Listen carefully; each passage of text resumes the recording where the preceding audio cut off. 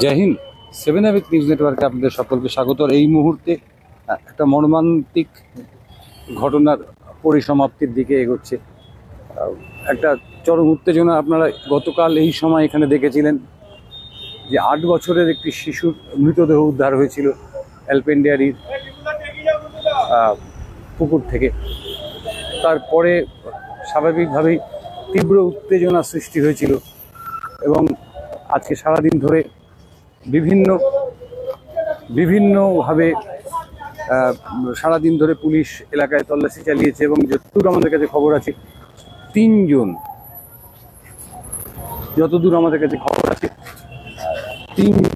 Police ইতিমধ্যে আটক করে জিজ্ঞাসাবাদ করছে। তাদের মধ্যে একজন মহিলা রয়েছেন এবং এই মুহূর্তে দেখতে পাচ্ছেন যে একটা জনস্রোত চলেছে এলপেন্ডিয়ারির ভিতর থেকে বেরিয়ে বিটি রোড ক্রস করছে। তারা শেষ বিদায় জানাতে যাচ্ছে তারা তাদের একটা প্রিয় একটা শিশুকে।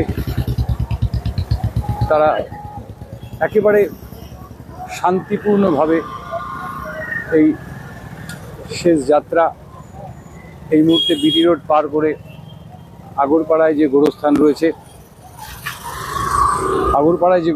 রয়েছে সেই গোরস্থানের দিকে এগিয়ে যাচ্ছে একেবারে সম্পূর্ণ শান্তিপূর্ণভাবে। একটা আশঙ্কা থাকাটা স্বাভাবিক ছিল, কারণ অতটুকু একটা বাচ্চাকে যেভাবে নৃশংসভাবে খুন করা হয়েছে তাতে স্থানীয় বাসিন্দাদের মনে ক্ষোভ জন্মেছিল। কিন্তু সমস্ত ক্ষোভকে প্রশমন করে তারা কিন্তু শান্তিপূর্ণভাবে, যদিও সারাদিন ধরেই তারা দাবি জানিয়েছেন যে অবিলম্বে খুনিদের গ্রেপ্তার করতে হবে। তারা বলেছেন যে পুলিশি নিষ্ক্রিয়তার কথা বলেছেন, কিন্তু শেষ পর্যন্ত যখন শেষ যাত্রায় ওই ছোট্ট বাচ্চাটি, তখন কিন্তু একেবারে শান্তিপূর্ণ।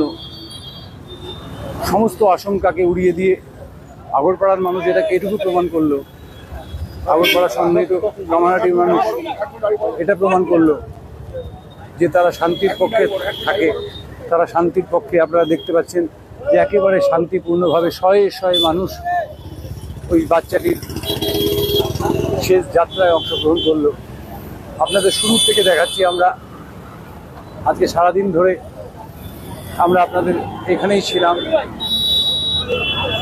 ছিলাম এবং শেষ যাত্রা দেখানোর মধ্য দিয়ে আমাদেরও শেষ শ্রদ্ধা জ্ঞাপন করলাম।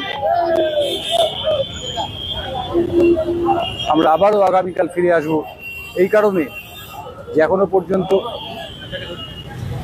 পর্যন্ত 3 জনকে মাত্র জিজ্ঞাসাবাদের জন্য আটক করা হয়েছে, কিন্তু এখনো পর্যন্ত মূল আসামি বা কে বা কারা এটা এখনো জানা যায়নি। আমাদের নজর থাকবে সেই দিকে, আমাদের নজর থাকবে কারা এই নৃশংসতম হত্যাকাণ্ডের সঙ্গে জড়িত তার দিকে। যতক্ষণ এই ঘটনা শেষ না হয় ততক্ষণ পর্যন্ত 7 নিউজ নেটওয়ার্ক কিন্তু থাকবে এই ঘটনার সাথে জড়িয়ে।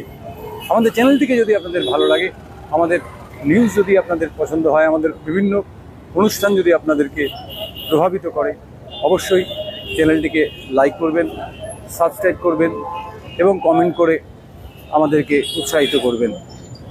আগরপাড়া থেকে ক্যামেরায় শ্যামল পালের সঙ্গে চন্দন সেনগুপ্ত, 7 নিউজ। জয় হিন্দ।